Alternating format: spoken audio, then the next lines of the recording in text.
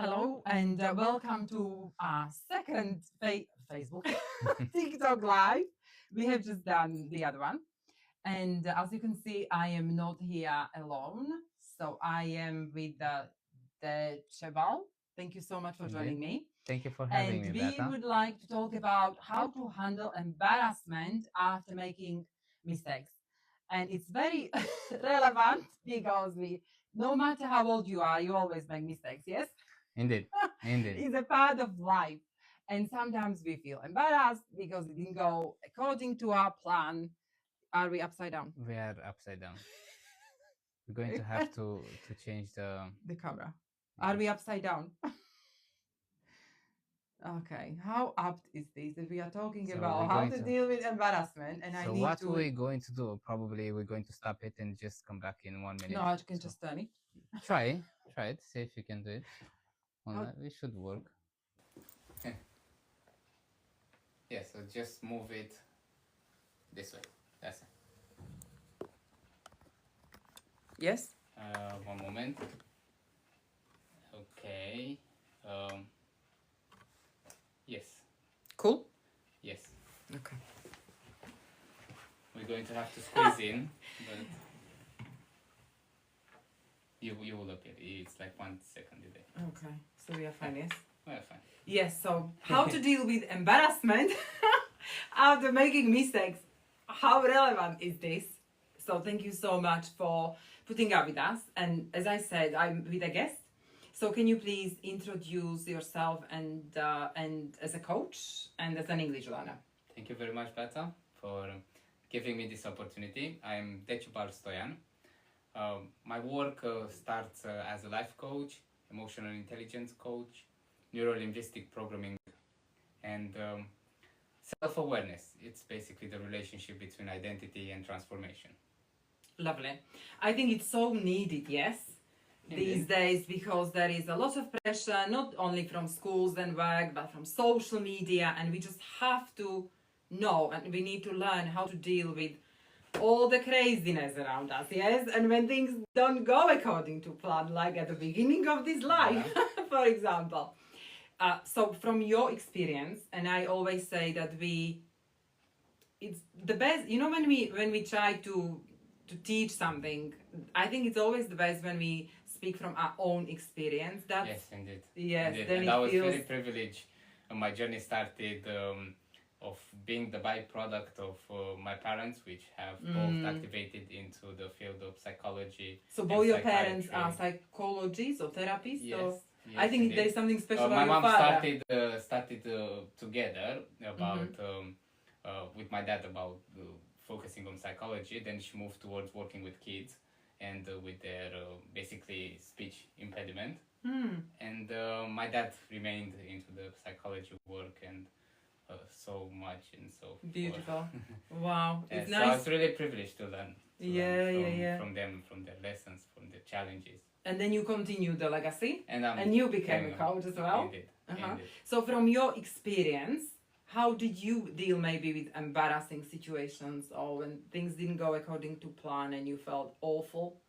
So first and foremost, I think when it comes to embarrassing moments and embarrassment altogether, firstly, as human beings, we have to accept that it's a normal part of human experience. So firstly, just accept it as part of the journey. You are not supposed to go through this life without feeling that emotion and those feelings and those situations. And no matter how old you are, yes? No matter how old you are, they are there to help you grow. Yes. With embarrassment, it's definitely very often the clue that growth is happening. If you feel embarrassed, it means that you tried and something new. Indeed. And it means that your brain thinks that you can do it better, not then, which is the mistake that people do. When they feel embarrassed, they think that here and now I should have done better. But the embarrassment, it's usually a signal that next time you can do better. So wow, that's so interesting. If you look at it that way, you can take the time to, okay, I've done this. Okay, I felt a bit embarrassment. I could have done it better, but it's okay to feel that embarrassed for that moment, for the fact that I couldn't express myself. But next time... So if you haven't felt embarrassed in the last, like me, 5 minutes because we tried something new, then you are basically not growing, you are not learning. Yes, can we maybe summarize it this way? Interesting. Okay. And then, so what is the advice maybe for people who, even from my own experience, I've got students and they just don't want to speak, don't want to express yourself. Oh, this is embarrassing. No, no, no. And then we are full of fears, fear of judgment and rejection, and all that stuff is going on in our heads and in the students' heads. So what would be the advice? An idea that we came across together while recording on the other platform is that, and it really resonated with me, is that we have to become aware that most of the time, and this is when I was talking about this life lesson that's good for all of us to become aware of, is that when we are in our teen period, when we go through school, high school, maybe university, when we are in that stage, we look to judge and we look always outside of ourselves to figure out, to pinpoint, to learn or to criticize. And somehow we grow up with the idea, because of those early stages and only those stages, with the idea that everyone is caring so much about us, not necessarily in a good way, ready to criticize us, ready to pinpoint what we are not good at. But the reality is that each one of us is thinking of...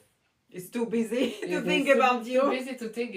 We are self-centered human beings. So if you talk with me and if you try to express something and you can't find the right word, you will feel like, oh my God, I can't find the right word. What they will think about me. What I'm thinking is, oh my God, I cannot figure out what they are trying to say. Why I can't figure it out. So I'm always looking at myself, and most of people are looking at themselves. They're not like, they'll feel embarrassed for not understanding what you're trying to communicate. Although you're doing bad, it does not matter. The human nature has this tendency, and the brain has this tendency to make you be very self-centered and not enough. So it happens to everyone. I think it's one of the main points that we should become aware of, is that when we interact, if we are going to an embarrassment situation or if we feel embarrassed, just realize that most of the time those people won't actually remember that or notice focus that. on you. Yes. Notice that or focus on you as much as you think they do.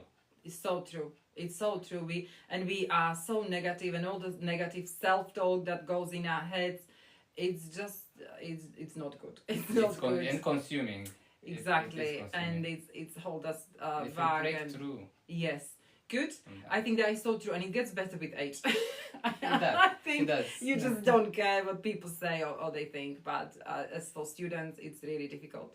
I know. And also with social media now, I think we mentioned this, that people just comment because they hide behind these fake accounts or profiles, and they can say anything, and it can be, you say something, even like at the beginning of this video, there can be so many comments, and it's really important that we know how to deal with that we have this system inside of us that can help us how to deal with that. Anything else? I always, my kind of weapon is a sense of humor.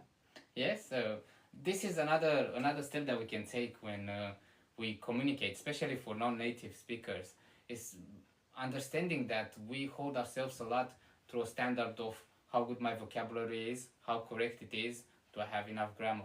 But communication is not about that.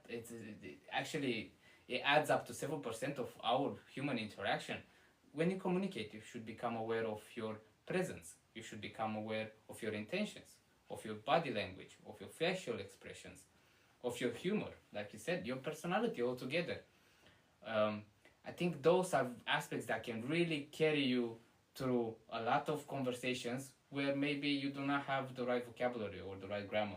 Yeah, this is so true, because we just, again, focus maybe only on the words, and yes, it is 7%, and the rest is energy, presence, meaning, yes, body language, so much more, and this famous quote, like, people will not remember what you said, but how they felt.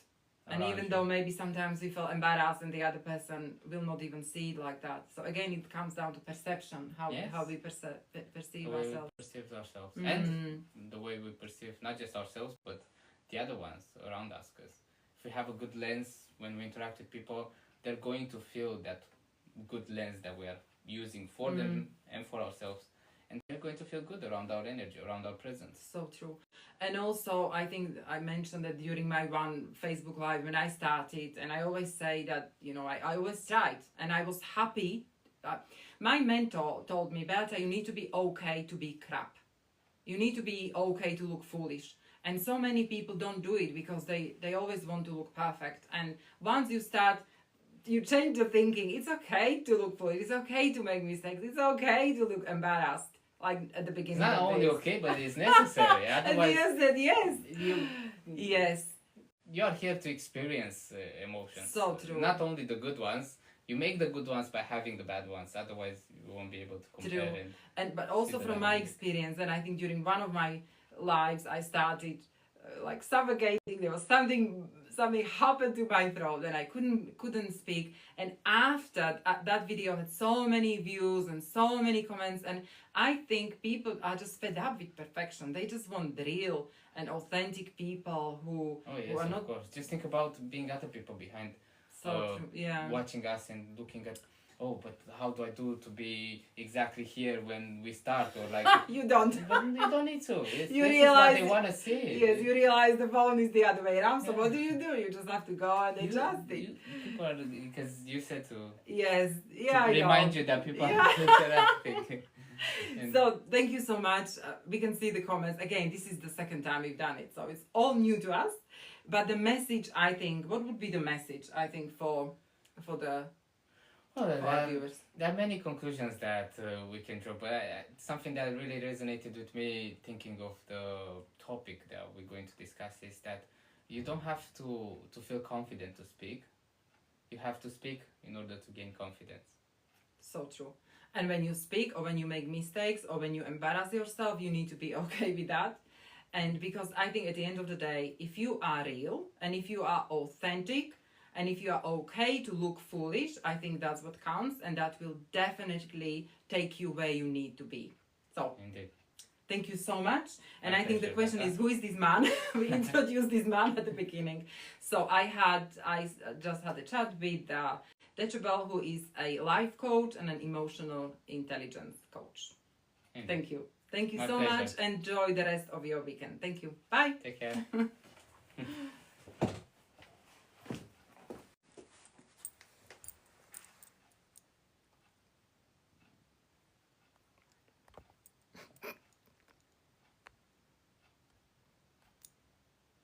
I stop this?